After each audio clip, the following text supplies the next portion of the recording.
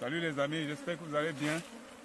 Devenir apiculteur ne s'improvise pas, mais il est capital d'acquérir un minimum de connaissances. Dans cette vidéo, on va partager avec vous les dégâts que peuvent causer la fausse teigne. On vous l'a dit, la fausse teigne, en zone tropicale, c'est un ravageur très sévère, très virulent pour ce qui est de l'élevage des abeilles. Donc, là, nous sommes venus pour faire des visites de récolte et on se rend compte que la fausse teigne a commencé à consommer les rayons de cire parce que lui, ce qu'il consomme, c'est les rayons de cire. Et comme vous pouvez constater, bien que placé comme ça, vous voyez donc ces différents rayons-là qui ont été consommés par la fausse teigne. Malgré le fait que les abeilles sont encore là, elles ont donc commencé à consommer les rayons de cire. Pourtant, on venait comme ça là pour récolter. Vous imaginez un peu. C'est ça qui cause les dégâts au point où la colonie est prête à disparaître. Vous voyez. Donc quand elle se faufile là, elle consomme, comme on peut constater là. Regardez les dégâts. Donc vous allez venir, on était là il y a de cela 3 semaines. Regardez là, vous avez vu. Voilà les larves qui sont là. Elles sont là en quantité. Hein. Voilà. Regardez. Là. On était là il y a 3 semaines, c'était pas à ce niveau. Donc on se disait que nous on vient là, c'est pour faire la récolte. Mais malheureusement, vous voyez, c'est des dégâts et des dégâts et des dégâts énormes. Énormes.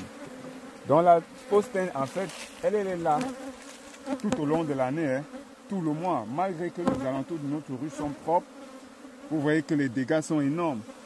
Avec ça, comment est-ce que la colonie ne va pas déserter d'ici peu? Elles vont forcément déserter. Pourtant, on a récolté des quantités énormes de miel dans cette ruche-ci il y a quelques mois, vous voyez. Il n'y a rien à faire. C'est même de justesse. Vous voyez, voilà le reste de miel carrément. Sur ce rayon-ci. Voilà le reste de miel. Voilà le miel que les abeilles se sont battues à mettre à l'intérieur. Voilà ça. Mais la fausse teigne est là. Elle consomme les rayons de cire à une vitesse qui ne dit même pas son nom. C'est énorme. Donc vraiment, faites l'effort de bien suivre vos ruches, de bien entretenir.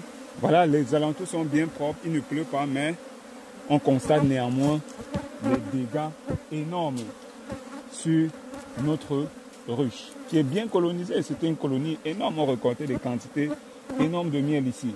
Mais à ce niveau-ci, il n'y a rien à faire. Il n'y a rien à faire. On risque, la colonie va déserter d'ici peu. On risque de revenir là, ouais. Il n'y a rien à faire. On blague même là, c'est même une colonie orpheline parce que en réalité, il n'y a plus de nid. Il n'y a plus de nid. Elle ne peut pas survivre dans un milieu pareil. Vous imaginez. Et en plus, on observe qu'il y a beaucoup de mâles. Il y a beaucoup de mâles. Et les mâles ne nous servent pas à grand chose. Donc c'est une perte énorme comme ça. C'est une colonie totalement qui a été dévastée par ce qu'on appelle la fausse teigne. Donc là, il faudra nettoyer considérablement cette ruche, la désinfecter et la réinstaller. Parce que là, ce qu'on fait là, ça ne vaut plus la peine. La colonie ici va forcément disparaître d'ici quelques jours. Ou du moins ce qui reste. Parce que on se rappelle vraiment, c'était une colonie énorme, comme on l'a dit tantôt. Et à ce niveau, les dégâts sont sans appel. Hein. Les dégâts sont sans appel, vous voyez. Donc elle, quand elle s'installe là, elle consomme les rayons de cire. Vous voyez comment elle consomme. Voilà les larves, elle pond les œufs, elle se développe. Elle pond, elle consomme. Il n'y a rien à faire. Voilà, vous voyez, ça c'est les larves. Elles sortent de leur cocon. C'est comme ça. Donc, ce que nous on va faire simplement, c'est de laisser d'abord ça, d'aller finir la récolte dans les autres ruches. Et par la suite, on viendra avec tout le nécessaire, c'est-à-dire tout le matériel qui va nous servir pour désinfecter la ruche sur cette ruche-là, parce que là, on ne peut pas s'en sortir comme ça. Il y a beaucoup de travail à faire. Donc on va devoir renettoyer toute cette ruche-ci considérablement avant de la réinstaller, la désinfecter totalement. Et là, c'est une tête, hein. Okay.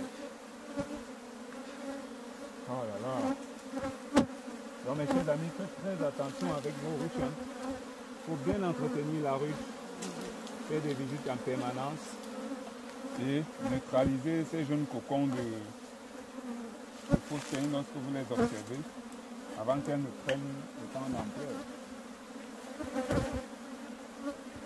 En 3 semaines. En 3 semaines.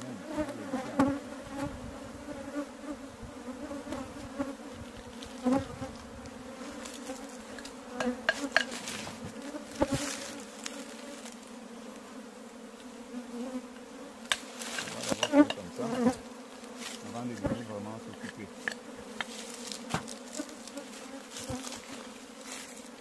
On n'a pas pu retirer carrément l'arrêt nous comme il se doit.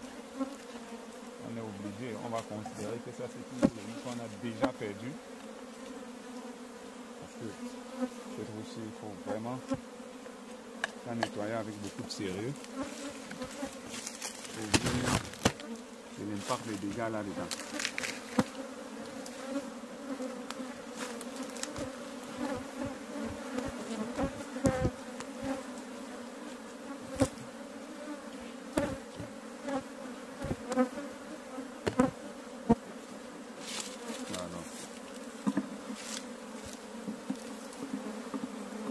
Donc nous vous invitons, ça passe toujours.